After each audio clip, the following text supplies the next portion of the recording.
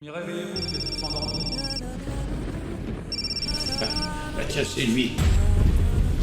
Allô? Tu crois que j'allais pas revenir? Je suis là. Ah, ça, j'ai mais attendez. Je voudrais que l'on m'explique. C'est quoi cette France de fatigué, de mou du bulbe? Mou du bulbe.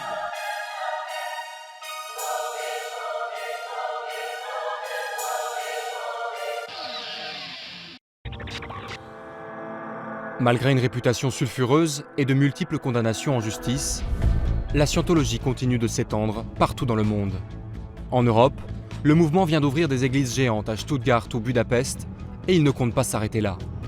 Une stratégie d'expansion qui s'articule dans tous les secteurs, parfois avec le soutien des États. Comment la scientologie étend-elle son influence jusqu'au plus haut niveau de nos sociétés ? En France, les scientologues ont ouvert 2 écoles à Paris et Vincennes avant d'être fermés par les autorités. Dans l'Hexagone, contrairement à la Suède, la scientologie est classée comme une secte par le Parlement. La justice y a condamné des membres du mouvement à 6 reprises pour fichage illicite, pratique illégale de la pharmacie ou homicide involontaire.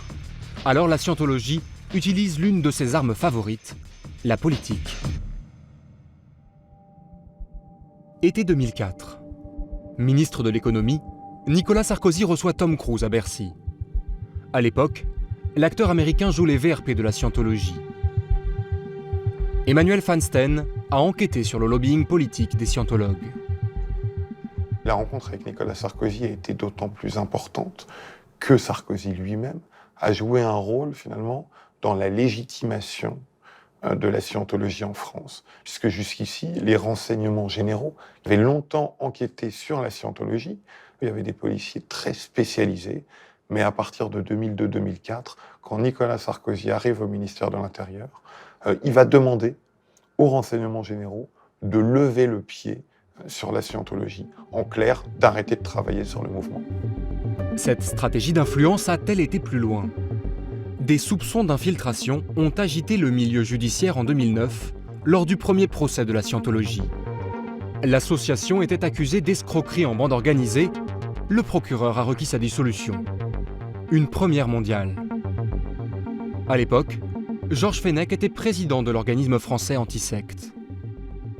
Il s'est passé un événement rare, on peut dire unique, que personne n'avait vu. C'est que la peine de dissolution avait disparu de la loi française en matière d'escroquerie en bande organisée. À travers une simple loi de simplification du droit, on a supprimé la peine de dissolution. Donc au moment où le procureur requiert la peine, elle n'existe plus. La loi sera rétablie juste après le procès. Trop tard. La scientologie échappe à la dissolution. Les scientologues ont-ils pu changer la loi ? À l'époque, le débat fait rage, d'autant que les soupçons d'entrisme ne sont pas nouveaux. Lors du procès, un des premiers procès à Paris, 1,5 tome du dossier avait disparu du greffe du tribunal de Paris. Lorsqu'il y a eu une première commission d'enquête à l'Assemblée nationale, les dossiers qui étaient classés secrets s'étaient volatilisés. Il y a toujours eu des problèmes qui ont nourri une suspicion par rapport à des infiltrations possibles qui n'ont jamais pu être démontrées véritablement, en tout cas à ce niveau de l'État. La scientologie a toujours nié ces accusations, mais elle ne se cache pas de faire du lobbying. Bruxelles. C'est ici que se trouve le bureau des affaires publiques de la scientologie. Son vice-président l'affirme, la scientologie est une religion comme les autres et elle a parfaitement le droit d'exercer son influence sur les instances européennes. N'importe quel groupe, n'importe quelle église a des rencontres avec les autorités politiques. Chaque année, il y a le dîner des religions. Donc, j'ai aucun problème à avoir des communications avec des politiques. Si j'ai des choses à leur dire, je demande à être reçu, je demande à les voir, et je les vois ou je les vois pas. Ça se passe ici au Parlement européen, ça se passe en France, ça se passe partout. Et je pense que le vrai problème, ce serait si c'était pas possible. La communication est bien rodée. Dominer la planète ? Selon lui, ce n'est pas l'objectif des multiples organisations mises en place par la scientologie.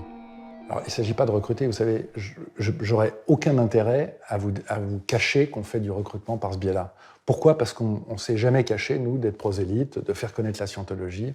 Par contre, non, personne, ou pratiquement personne, n'arrive en scientologie parce qu'il a été sur des stands de prévention antidrogue, ou parce qu'il a fait Narconon, ou pas. Ça n'a rien à voir. La scientologie n'est pas une religion dans laquelle on se retire du monde. Ce n'est pas une religion dans laquelle on dit « Ah, nous, on s'occupe que de choses spirituelles et le reste du monde va très mal et ça ne nous intéresse pas. » Pas du tout. Donc, à partir du moment où on croit qu'on peut avoir une influence positive, oui, on va le faire. Et on va le faire fortement. Et en vérité, rien ne va nous arrêter. Mais pas dans un objectif de domination, dans un objectif d'aide. Pour comprendre la scientologie, il faut étudier le parcours et l'état d'esprit de son inventeur, Ron Hubbard. C'était un auteur prolifique. Il détient le record du nombre de livres publiés, avec plus d'1 millier à son actif. Tout commence pour lui à l'époque de la Grande Dépression, quand il écrit des Pulp Fiction. Comme les auteurs de ces petits romans bon marché sont payés 1 cent du mot, il les produit à la chaîne. On dit même qu'il tape si vite que sa sueur coule sur sa machine à écrire. Sa carrière décolle quand il est embauché par un magazine appelé Astounding Science Fiction. À l'instar d'autres écrivains comme Isaac Asimov ou Robert Heinlein, il invente des histoires avec un rêve en tête, envoyer l'homme dans l'espace.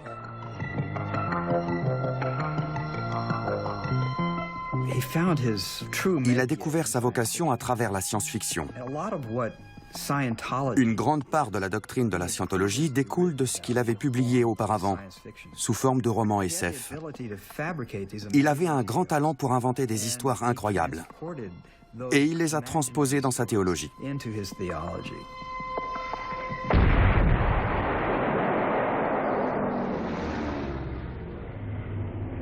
Après Pearl Harbor, Ron Hubbard devient commandant d'un chasseur de sous-marins. Il fait toujours preuve d'une grande imagination.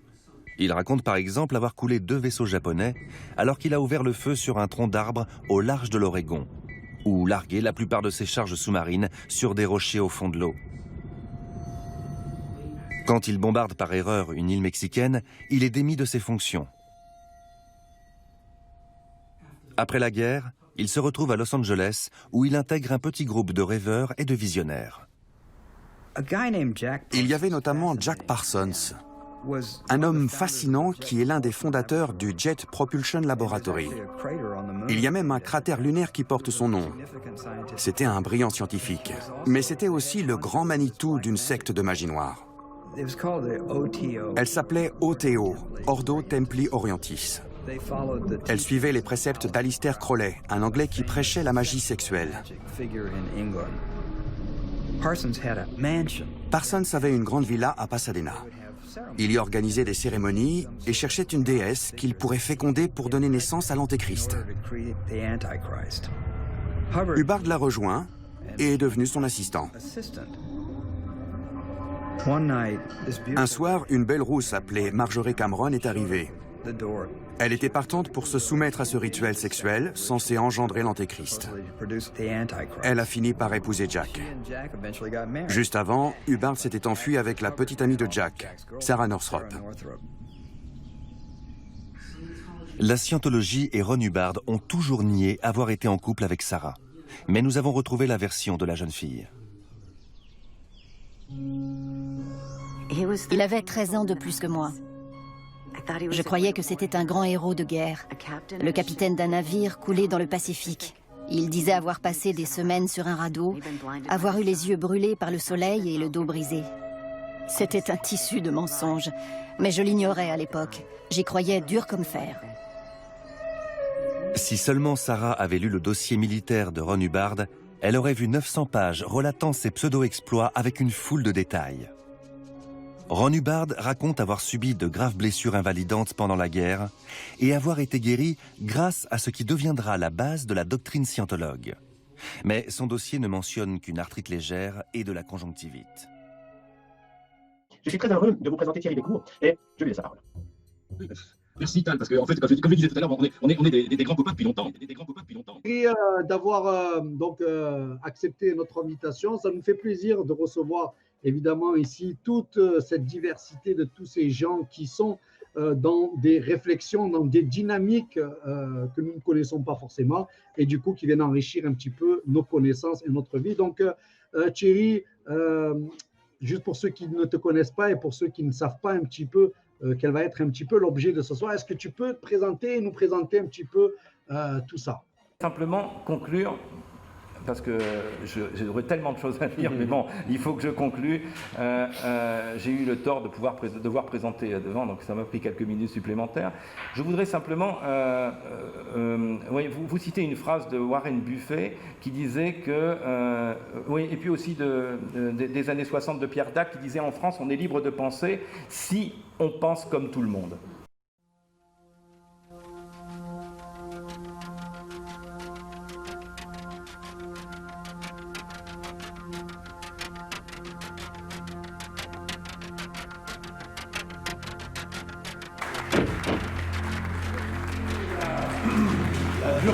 D'être le dernier intervenant de ce panel et de ne pas avoir le magnifique accent du révérend McComish.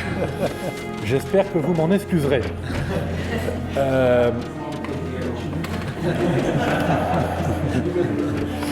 Le titre de mon intervention est « La laïcité est-elle une spécificité française ?» Je me suis fait voler la réponse dès le départ lorsque Maurice Gardiol a parlé de la Suisse, puisque maintenant vous savez tous que la réponse est non. C'était pourtant tout le thème de mon intervention. Je plaisante parce que la réponse est non, bien sûr, pour la Suisse, mais la réponse est non pour beaucoup plus d'autres raisons que la raison suisse. Alors, la laïcité, d'abord, il faut comprendre que la laïcité, c'est quelque chose, comme on l'a vu, qui a plusieurs visages, mais qui, au départ, est l'expression de deux principes fondamentaux.